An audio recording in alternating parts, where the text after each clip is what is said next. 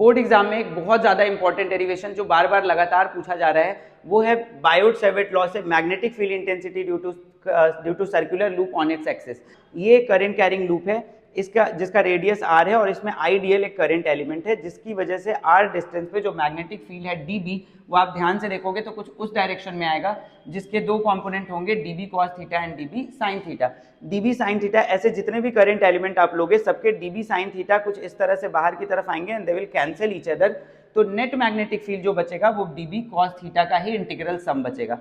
तो magnetic field at centre अगर मुझे फाइंड करना है तो dB is equal to dB cos theta का इंटीग्रेशन मैं ले सकता हूँ। cos थीटा की वैल्यू कहाँ से मिलेगी, आप ध्यान से देखना।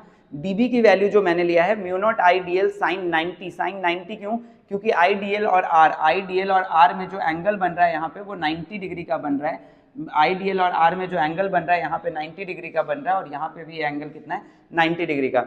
तो आईडीएल और आर वेक्टर में अगर एंगल 90 है तो mu not IDL sine 90 upon 4 pi R square, यानी डीबी की जो वैल्यू बचेगी that will be mu not I DL upon 4 pi R square. अच्छा, तो यहाँ से अगर मुझे dB फाइंड करना है, नेट मैग्नेटिक फील्ड फाइंड करना है, तो you will integrate both side. तो dB का इंटीग्रेशन b और dB cos थीटा का इंटीग्रेशन कर दिया मैंने। तो dB की वैल्यू यहाँ पे मैंने एज इट इज रख दिया mu not I DL upon 4 pi R square, और cos थीटा की वैल्यू मैंने इस ट्राइंगल से ढूंढ ली।